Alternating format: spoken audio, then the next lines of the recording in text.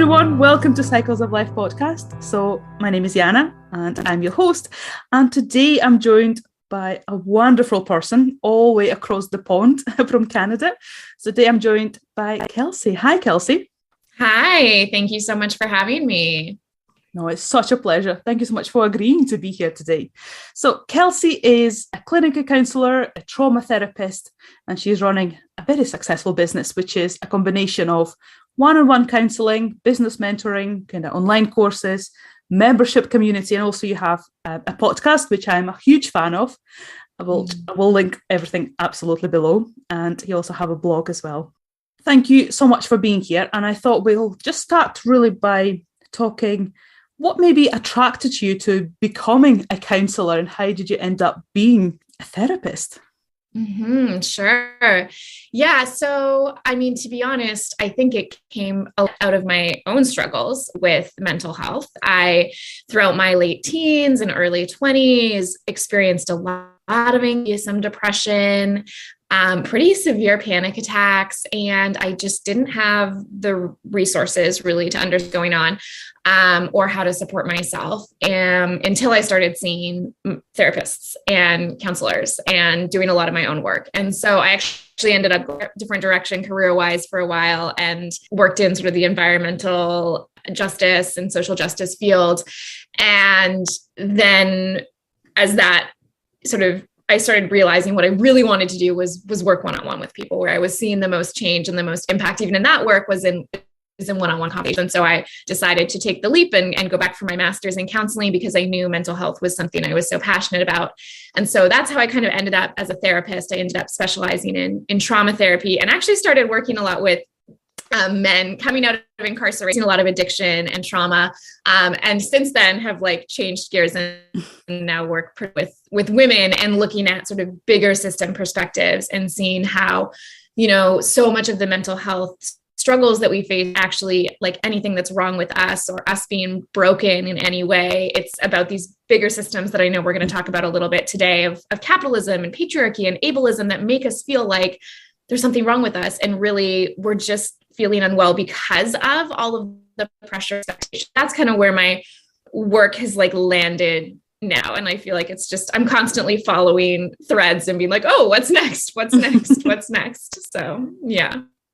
No, absolutely. I think it's fascinating. That's why I always like to start with this question, because it's so interesting to know what led people to be where they are, because it's always so different. But I think what's interesting as well, it often starts with kind of the idea that we want to help ourselves first. I think a lot of us can relate to that. We want to understand ourselves more, and actually through living our personal experiences, we get to understand, actually, I think this might be helpful to people around me as well. Well, so often we teach what we most need to learn. And in many ways, I'm still doing that.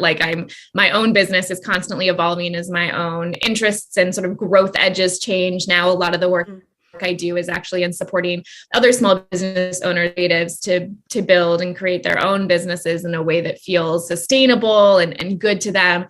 And, that's come out of a few years of going through that journey myself. So I'm just constantly evolving in life, and then constantly evolving in my business to sort of follow that path. Yeah. No, absolutely. Have you always kind of were a business owner, or did you ever work for the corporation? Have you ever tried to get into the corporate career? I wouldn't say corporate. I worked for a lot of nonprofits. So when I did my first degree, it was in environmental studies and biology. And I actually ran a small nonprofit. And I've worked in the counseling realm, other nonprofit organizations doing addictions counseling and trauma counseling. So I've never worked in corporate, although I know a lot of people who do. And I've had a couple jobs that have sort of been the really sticky 9-to-5 grind, but usually in the sort of sector. Absolutely. So what attracted you to start? Oh, sorry, go on. I think I was going to answer your question that you were just asking. So basically the reason I ended up starting my own business is, I was in a job sort of right out of my master's in counseling. it was my dream job. I've done this a couple of times where I've gotten a degree and then I've been like, oh, I found my dream job. And then it has not been my dream job. I loved the work. I loved the clients I was working with and the therapy work I was doing. But the structure and the expectations of this particular organization were so rigid and so not supportive of their employees' mental health at all. And I just really was struggling. Like I was falling back into these old patterns of struggling with mental health, struggling with feeling burnt out after only a couple months of working there. And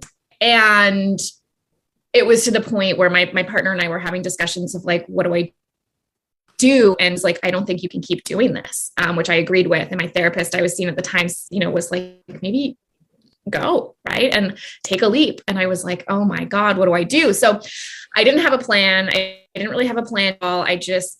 I basically just quit and was like, okay, I need to find a way to make money. So I started my own private practice and it just started with therapy clients. And then COVID happened and I started transitioning to online, and that's sort of how the evolution of more of the online aspects of my business evolved. And now most of my work is online. Yeah, I just think it's so interesting. And actually, this just very much connected to the post that I think you just posted. I was just checking Instagram before we jumped on. And I think that resonated with me a lot. And I think it will resonate with a lot of people. You're talking about how you kind of refuse to be kind of forced into a mold. And actually, I think that's such an interesting concept. And I think a lot of what you do, and I'm sorry if I'm kind of making conclusions here, but it just feels like you talk a lot about how to find our own way of doing things, how to slow down often, how to rest when needed, and actually how much that disconnects with the world around us and the way it's been built and kind of all the structures that we are forced into almost. Yeah. Yeah. I mean, just to elaborate on that Instagram post, in case folks haven't seen it, I basically was just talking about how I'm no longer interested in like being a brand. And this is something I've sort of been grappling with. And I'm actually kind of in the behind the scenes right now. And this will come to life in the world outside in the next few months. I'm sort of in the process of just like pivoting how I do business and how my whole business is structured and making more of it collaborative with other people instead of all on my own, because we get sold this idea as entrepreneurs that we need to do everything alone, that we need to do it this certain way, that marketing needs to look this certain way, that we need to show up on Instagram or TikTok or wherever we are this certain way. And it's incredibly exhausting. And I'm just so uninterested in believing that that is the only way to do this work. And am really ready for us to start finding new ways of doing this. And so I honestly, I just kind of feel fed up with this whole idea that like, I need to show up this perfect way and my content needs to look a certain way and I need to post a certain number of times. Like humans are not consistent. Like we operate in cycles. We can't show up the same way all of the time. Life happens. And yet that's what we're expected to do. And so I think I'm really interested in my own work and just starting to reclaim my humanness a little bit more, because I've sort of been showing up as like this brand. And I'm like, I don't want to be a brand. I just want to be Kelsey. And I want to like run my business, and that can kind of like be its own thing. But I just want to be me. And so I'm sort of behind the scenes. What does that mean? What does that look like? But yeah, I'm all for finding different ways of doing things. No, absolutely. That's actually what we're going to ask. What helps you? What helps you to kind of nurture a bit healthier relationship, I suppose, with social media and all those external expectations that are they even there? Is this all made up? I don't even know. I don't think anyone knows. Yeah. I mean, I think we've internalized so many of these stories and expectations of how we should be showing up. And what I'm really trying to do is parse apart what are the values of capitalism and these broader systems, which, really, if we're being honest, the values of capitalism are things like progress and disproportionate wealth and inequality and passivity, like people being passive and just kind of going along with things. And what are my values? They're very different from that. My values are connection and community and kindness and creativity and integrity. And when I look at that, I'm like, oh, whose values do I want to serve? And I need to choose, am I going to show up for this capitalist machine that has these values, or am I going to for my values, which are very, very different from that? And when I start to look at my action, my business through that lens and go, okay, if I'm like forcing myself to show up just on social media as one example in this way, that's actually serving Instagram more than it's serving me right now. Yeah. That's like not actually in line with my values. And I'm just really starting to sort of, think about things from that lens, which helps me to make choices that feel difficult and uncomfortable, because I get really clear on, am I like meeting my expectations and my values or external expectations and values? And I think for me, the other thing that's really helpful is having like a community and close friends and other people who I work with about these things, because it's really uncomfortable to try and shift out of this system and shift out of these structures. And we're all in it. Like, capitalism is not going away tomorrow. We all need to make money. We all need to be involved in this system. And so trying to find the balance of how can I kind of have to play this game to a certain extent, but also start to find ways to do things differently and honor my own needs more. It's really hard. And so having other people having these conversations and can like remind me of what's important to me, and I can do the same for them, has also been really critical. And that's taken time for me to build that sort of community of like care and support around me. And I think a lot of people can resonate with this. And I also think this is the beginning. Is it like once you realize that something is not right, then we can start slowly doing something about it. Mm-hmm. The more people realize that something is not connecting here, what we've been told and what is actually happening are two very different things. Mm-hmm. So actually talking about these things, pointing them out, that's the beginning, is it? Who knows what's going to happen 20, 30 years later? Yeah.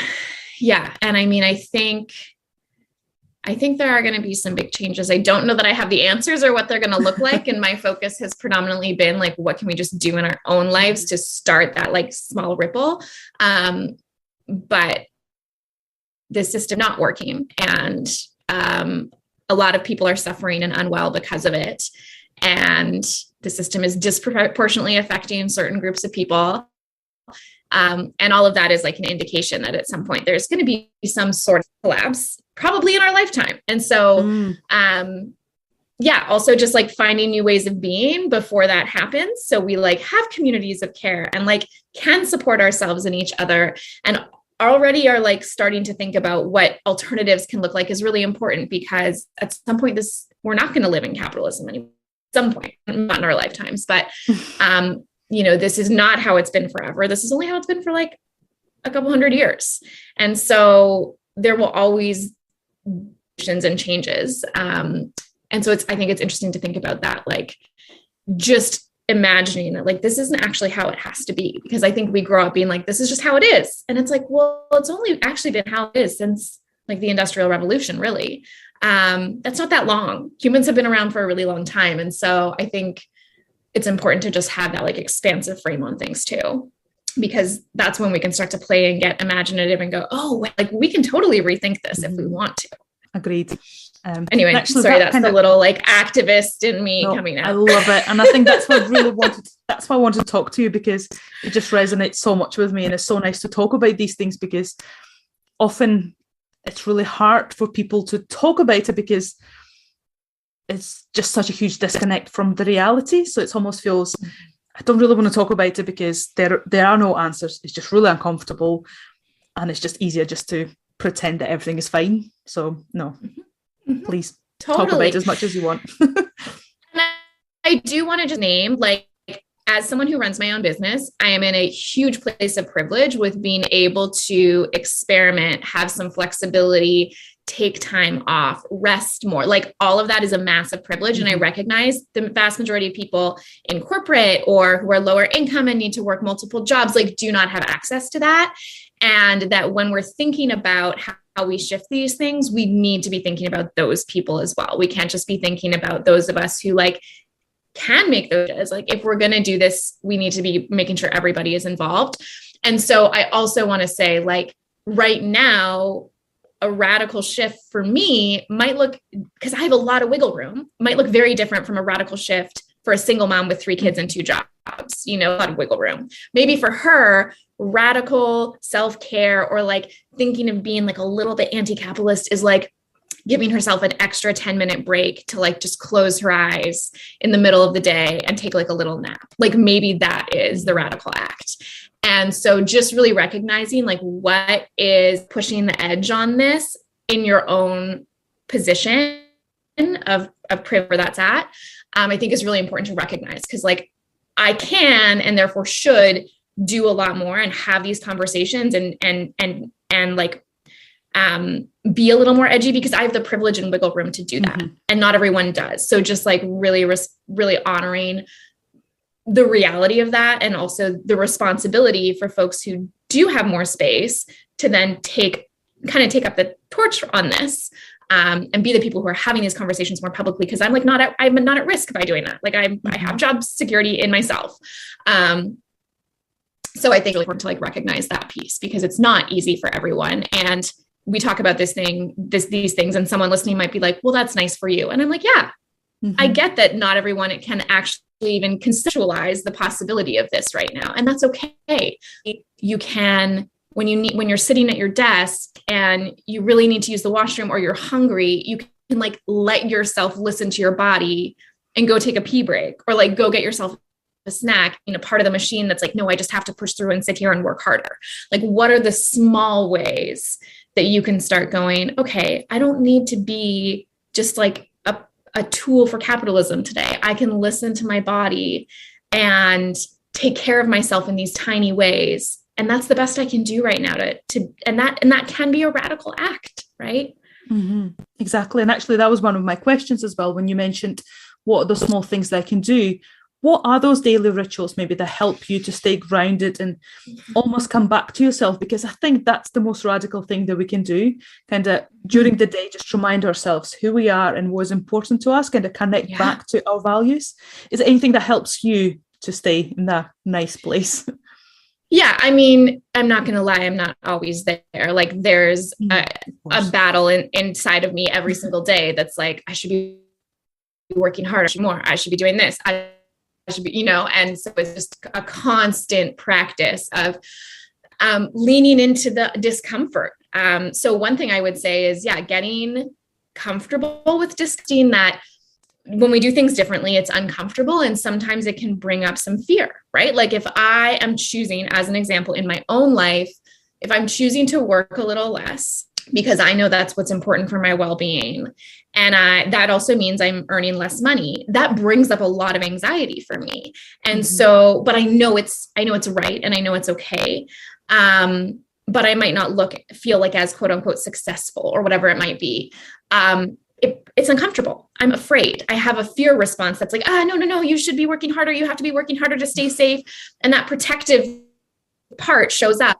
And so it's not like it just feels lovely. Like I'm not like, oh yeah, I'm going to turn down that client. That feels awesome. I'm like, what have I done? And it's about practicing sitting in that discomfort and going, no, I don't have to work as hard as I can possibly work. It's okay for me to work enough. I'm still a good person. My definition of success is different. And like literally talking myself through that discomfort over and over and over again. I think another thing that I touched on this, but like capitalism is actually really designed and relies on us kind of being disconnected from our bodies. Yeah. Because if we really allowed ourselves to feel how tired we are almost all of the time, especially people working 9 to 5s in corporate or like, multiple jobs, having families and working full time, like we're all exhausted. And capitalism has basically just sold us this whole myth that like, if you're tired and you can't keep up, there's something wrong with you. And you need to take care of yourself better, or you need to invest in all of these supports that mean spending more money and then making more money to spend that money. Like it's this vicious cycle where we actually have to be disconnected from our bodies in order to be able to function and operate in the system. And so anytime you can practice just reconnecting to your body and noticing like, how am I doing really right now? Oh, I'm really exhausted. Okay, is there anything I give myself? Just like a little bit of care in that regard. Or even like before, the amount of times I find myself sitting at my desk, being thirsty for like an hour and not getting up to get a glass of water. I'm like, what? Because I have to be working. So just connecting to your body and going, I actually am like in with my body and I'm practicing taking care of myself. And that's my priority. that's like a really brilliant way to start to shift this, because right now we have this, what's called like a power over relationship with our body, where we have control and power over it. And we like push it and dictate it to do things because that's how we have to show up in this system. But what we want is to have a power with relationship with our body, where we learn to relate with it and treat it well.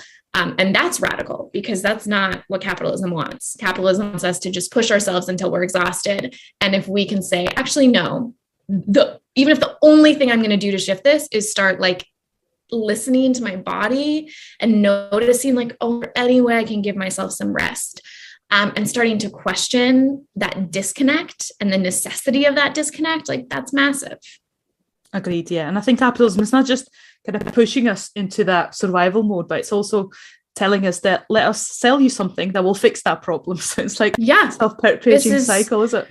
Totally. It's this vicious cycle. And it's like, system makes us feel unwell because we're exhausted and we're burnt out and we're pushing ourselves way too hard. But then in order to feel well, we need to stay in the system, more things, and hire more people and support ourselves in whatever ways we do, or just like keep showing up and working more to afford all that. Like, so yeah, it is just this vicious cycle that we're stuck in. And even starting to see, even if it's deeply uncomfortable, and starting to question that and just notice like tiny, tiny opportunities where we can reconnect with like the ground beneath our feet and just like feel our feet on the ground, or pause in our day, or take a break. Like anything you can do, just not a part of that cycle, will help. And it doesn't feel like a lot, but the more of us that start practicing that, and having these conversations too, the better, obviously. And I think it doesn't have to be everyone's job to like change the system either, right? Like it can be your job to just start to change the way you in your own life interact with the system. And maybe that's enough as a starting place. Mm-hmm. I've read a really nice metaphor, which I think fits beautifully here, talking about watering the forest. So all we need to try to do is water our own tree. And actually over time, the forest will be also watered. It's not about splashing a lot of water on everyone at the same time. It's about us taking care of ourselves to begin with, and overall the whole environment changes. I just thought that fits beautifully with what you were just talking about. I have that. Yeah. And actually talking about grounded, one of the reasons why I really wanted to talk to you was around all the work that you do with ancestry. And I know you're really curious about where do you come from. So I just wondered if you could talk a little bit more about this, and also why is it important to you? What attracted you to do this work? Yeah. All my favorite things. So where to begin? I think that one thing I've noticed is that living on land that is not the land of my ancestors. So I just to preface, on so-called Salt Spring Island in British Columbia is the traditional territory of the Comanche people and the Hulkaminam people and the Saanich people. And there's actually like a lot of different First Nations groups that have used this land. It's hard to pin down, and there's pieces of it that sort of belong to certain groups, although their relationship to land is very different than ours in terms of ownership. But ultimately, I'm a settler here, and my family came over from Europe, like not super long ago. My dad's family migrated here from Germany, and my grandparents from Poland. And so this is very much like not my land. And it's been very interesting for me to like want to have a relationship to place and to feel really connected and grounded to some sort of physical place, but knowing that as a settler, I'm just a guest on this land, really. And so that was sort of a piece of it. And then another piece of it was like growing up, I remember, especially as a Canadian, at least my interpretation or my experience of being quote unquote Canadian is that like, we don't have a strong culture because we're all from somewhere else pretty much. And I have never really identified with some of the markers of like Canadian culture anyway. And I know some people like really resonate with that, but I don't. And so I remember as a kid just being like, what is my culture? I don't know. And my parents didn't really share a lot from their own backgrounds, and they weren't really connected to that. And so as an adult, I was still sort of asking these questions of like, who am I? Like, I know like my roots are indigenous to somewhere. And I know that there's like this rich history of culture and ritual that I don't have access to anymore. And that all just spiritually, like I felt very disconnected. And so I started researching my ancestry because I thought that would be a good starting point, and understanding that I'm actually mostly Polish, with a little bit of Ukrainian, a little bit of Russian, and a little bit of German kind of mixed in. And then just got really interested in learning the traditions from those places, recognizing that they're super regional and they vary drastically. And so a little bit of this is recognizing that like is also trying to like make sure I'm really going to the source. So I've done a lot of work to try and find people who are like actually practicing these things in Poland, who practice traditional witchcraft or paganism and directly connecting with people who live in Poland and like are doing that work now, so I can have real conversations about what is mine. Because there's also a piece here that's like, is it culturally appropriative for me to practice things from, even though my DNA is from those lands? Like I didn't grow up there. So where is that line? And trying to just be like in right relationship with those practices too. But for me, it's been so grounding, and it's really given me a sense of identity, and sort of a place to begin practicing spirituality in a way that works for me, that also feels like a coming home and like a returning to self. That was a really long answer to what was a very simple question. Sorry. Brevity is not my strong suit. I absolutely love to know. I think it's fascinating to learn how you actually came to this work, because it's interesting what you said. Actually, I have very similar lineage to you, really, in a sense. Okay. So I was born during Soviet times, not to go too much into detail. So I was born in Latvia, what is Latvia now, but actually all my ancestry is from either Russia, Ukraine, a bit of Belarus mixed in. So I'm a proper Slavic person as such. But what is interesting, so I grew up in Latvia, and I always felt like I don't really belong. And there's a lot of political reasons for that as well, mixed in. So, and also now, obviously, I have a very strong Scottish accent because I lived in Scotland for a long time. So I just find that identity such an interesting concept, because actually I don't feel Latvian because, yes, I was born there, but I don't really have that relation to the land. I don't really feel Russian either because I didn't really grow up there. And then I kind of feel Scottish, but then I didn't grow up there and I lived there for 4 years.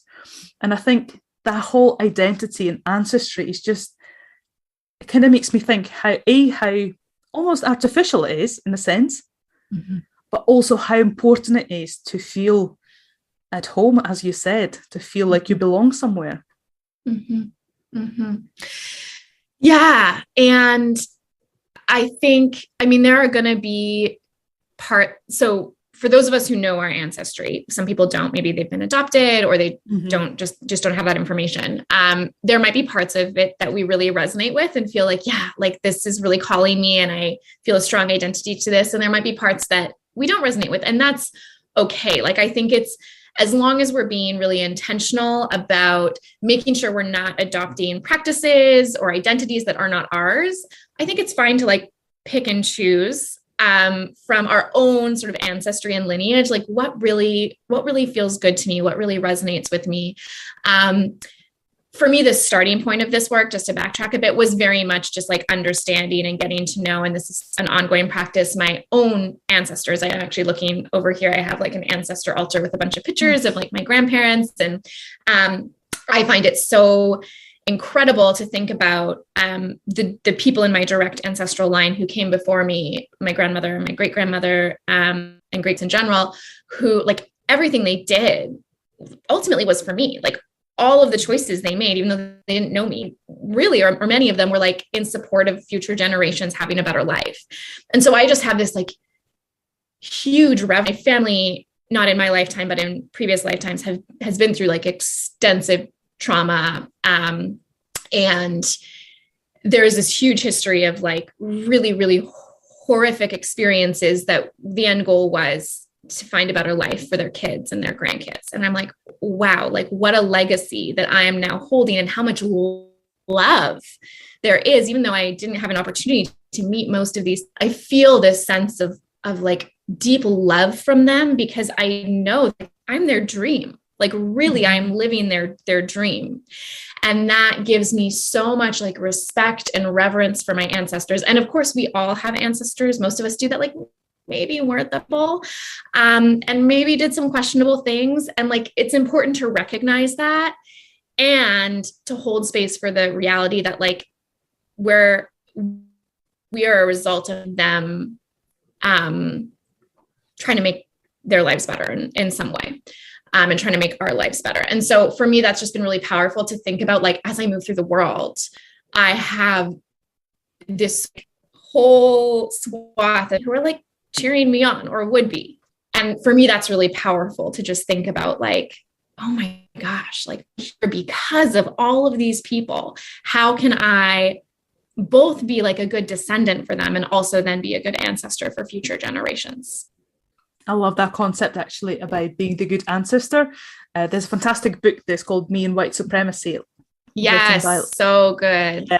And she talks about, at the end, she talks about it, how her whole like life mission is to be a good ancestor. And I love that. I absolutely love that. And I think it really connects to what we started talking about, kind of capitalism and dismantling these systems, because potentially, even though we might not necessarily make our life significantly better, but we might really help somebody going forward.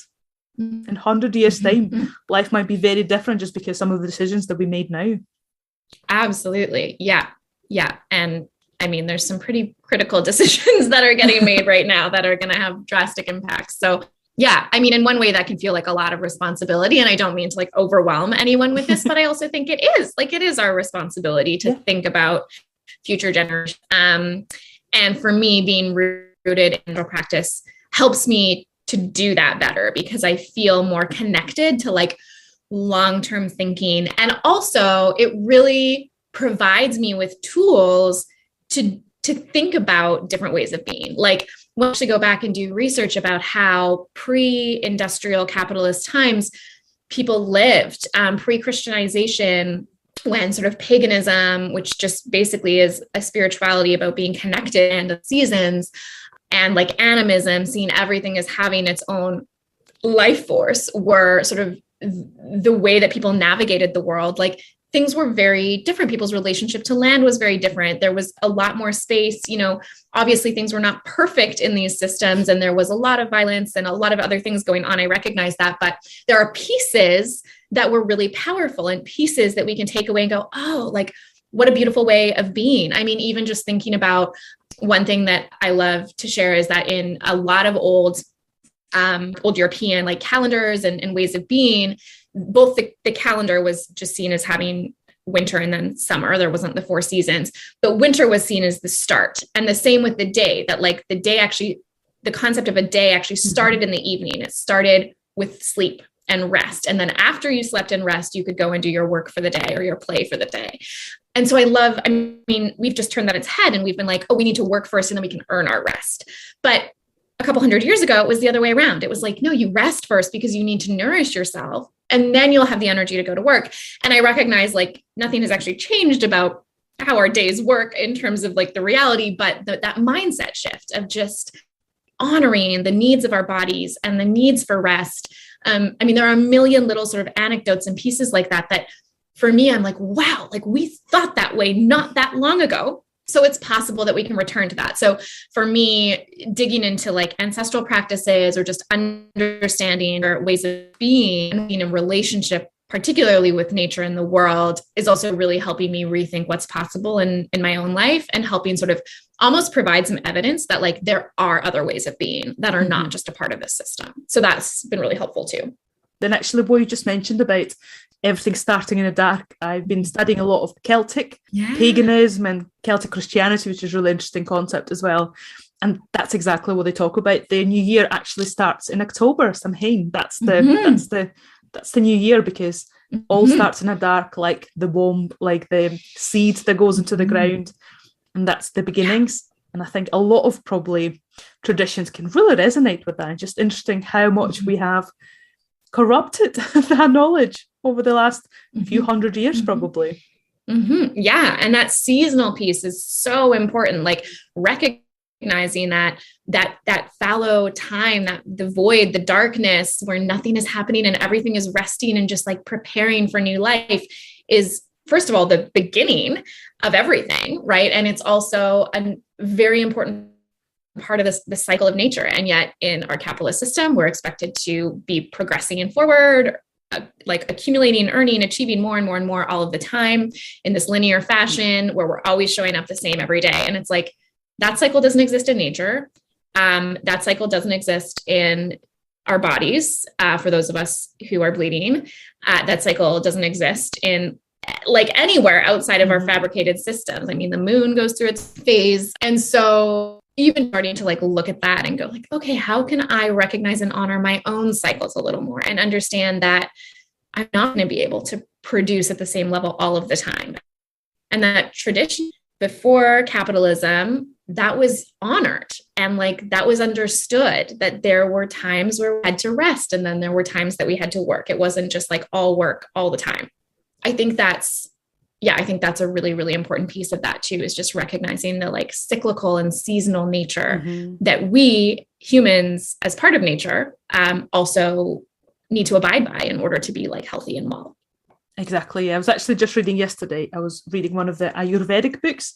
So Ayurveda is kind of the ancient Indian teachings about human body and how we connect with the world. And interesting that we're talking about kind of menstrual and women's cycle when we bleed, and they talk about how, if possible, it's really good for women to take a bit of time off, so actually just rest while the bleeding is happening, or not just women, people who do bleed. And I just thought, can you imagine if all of us, which is a half of the population approximately, would just say, do you know what, I just need that time off. Isn't that connected to a Saturday or a Sunday? I just need this time off. How the world would actually change. Yeah. I love it. I think that's so important. And I mean, that would be amazing if like corporate culture was like, okay, you get, 3 or 4 or 5 or whatever days off, just because that's what your body needs right now. It needs that like rest time, because that's your winter in your cycle, right? You need to go through that winter to then, in order to feel productive in the spring and summer of your menstrual cycle. I think there's so many. I mean, obviously I recognize that's probably not going to happen in corporate culture anytime soon, but I think the more we can even just like dream into those ways and honor those ways of being in our own life, right? Yeah. Okay. Maybe you still need to go to your job. On those days, can you just give yourself space to rest in the evenings when you come home? Recognize like, this is the winter of my cycle. Like I can't expect myself to be productive. I would never look outside in the middle of winter when it's snowing and go, why aren't the flowers blooming right now? And yet that's what we do to ourselves every single month, or any time when we have a loss or trauma or grief or anything in our life too, that's just like prohibits us from being productive, because we just need to be in that experience and feel those feelings and rest. And yet we're basing ourselves and going, it's snowing, but why aren't the flowers blooming? And so if we can at least stop doing that to ourselves, the world is still going to do it to us, but how can we stop expecting that of ourselves in those times? So we at least eliminate one layer of that pressure. And the more we do that, and we have these conversations with other people, we do start to create that ripple effect, right? Like if you treat yourself differently, you then give other people permission who are around you and sort of seeing you doing that to also explore these ideas differently. And it's not futile to only care for yourself in these ways and water your own, because other people start to see you doing that and they go, oh, that's okay. I can do that. So it can be really powerful. So what would you say to someone who is just starting to realize that something is not right here? I've been sold a lie. What are the first steps? What can someone do to kind of move from there, or start doing something to change things?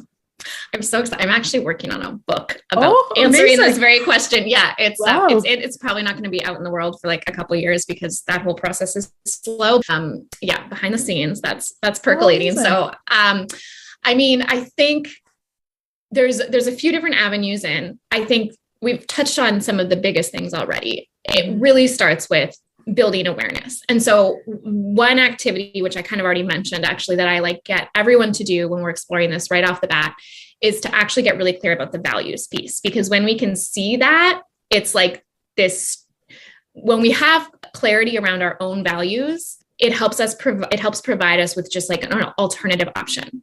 So basically the like metaphor I love to use is that we're like in this sort of arid desert valley right now where things aren't feeling super great. We're all tired and thirsty and exhausted.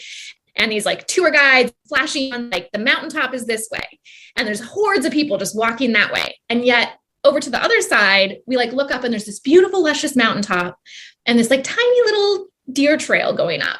And we're like, but isn't the mountaintop that way? Like, why wouldn't I just take the deer trail that goes straight to the mountaintop? But no one's walking it. And so obviously most people are just like going with the hordes of people and all the tour guides that are saying, no, take this big path. Like it'll get you there. We promise, even though it's leading in the opposite direction. And that's like basically what capitalism is doing. It's saying like, hey, we're going to take you where you want to go us. And they're walking us the opposite way. And so for me, just like starting by seeing that really cool. And I like to do that by getting people, as I mentioned earlier, to write down sort of what are the values of capitalism, things like discrimination, greed, progress, productivity at all costs, and actually like making a list of all of those things and identifying which ones you agree with. There might be some that you actually do agree with, like maybe progress is really important to you. That's fine. But also noting that you've internalized, but you don't actually want to carry. Probably a lot of the things on the list you notice like, oh, I mean, even inequality sometimes like that shows up in my life. Like there are choices I make that aren't always for the benefit of everyone, that do prioritize my own of other people's. And sometimes, you know, that's okay. But just thinking about like how these things show up in our own lives is really important. And then making a second list of like, what are your values? And just seeing in like very stark reality how different those are and what choices you're making day to day that are supporting capitalism's values instead of yours. That's, I find to be a really helpful exercise because it's like shocking and is also just like something to continuously return to, because when we have a clear set of values that are distinct from capitalism's, we go, okay, what's really important to me is rest or nourishment or love or connection. Then that gives us something to return to and go, okay, every tree instead. Can I water that tree like a little bit more than the day before? By doing things like list body, by doing things like creating networks of community care where I'm, you know, instead of expecting the system to be the thing that supports me, can I start building stronger relationships with my friends and family so that we can support one another more? Like there's so many different pieces of this, but I love that as a starting point. No, I love that answer. Excellent. I think I need to do that exercise as well. I've never heard that before, but it sounds amazing. No, so you've mentioned kind of building communities a few times, and I know that you do quite a lot of that stuff as well. So if someone wants to connect with you or if they would like to work with you, where can they go and what is available to people? As I mentioned, I'm a bit of a pivot right now. So one-on-one, I do a lot of business and creative coaching. So for anyone who's in the sort of small business or creative artist realm, I love to do one-on-one work with those folks to support them in like building lives and businesses that function we've been talking about. I do some one-on-one therapy as well. I have an online membership community called Wellspring, where we talk about a lot of these things. And it's all about connecting with your sort of more authentic self and just feeling emotionally well within these systems. And I also pivot I'm doing actually is into like a little bit more sort of magical, creative realm. So I also run a business called the Coven of Creativity with a good friend of mine, Azalea Moen. And we really work in the realm of like seeing creativity as magic and seeing creativity as a source that can start to like shift our own relationships with these systems. And so we hold an online community called Seasons of Creation so we have one right now, and then in the fall every year where we gather together for 13 weeks and basically pick a project that we want to bring to fruition and explore the whole process of creating something and bringing it to life from like a much more resourced, easeful, generative place that steps totally outside of hustle culture and productivity and allows us to do it in a way that actually like really feels good to us and do it in a way. So that's something I'm super excited about. And you can find all of the info about that at covenofcreativity.com. Awesome. I will link everything below anyway, because I think it's fascinating. And I love your social media presence and your aesthetics as such. I don't know if that's a good word to use or not, but I think what you put into the world definitely resonates with a lot of people. Thank you so much. No, thank you so much, Kelsey. It has been such a pleasure chatting to you. Really appreciate your time. Yeah, thanks for having me. It's been a pleasure. Thank you so much for listening. It would mean a world to me if you rate this podcast. If you're using an Apple Podcast app, all you need to do is just scroll down a bit and hit those 5 stars. Don't forget to subscribe, that way you will not miss any future episodes. And if you would like to work with me as a life coach, you can find all information on my website, and you can get in touch with me through my Instagram or email. All will be linked in the show notes.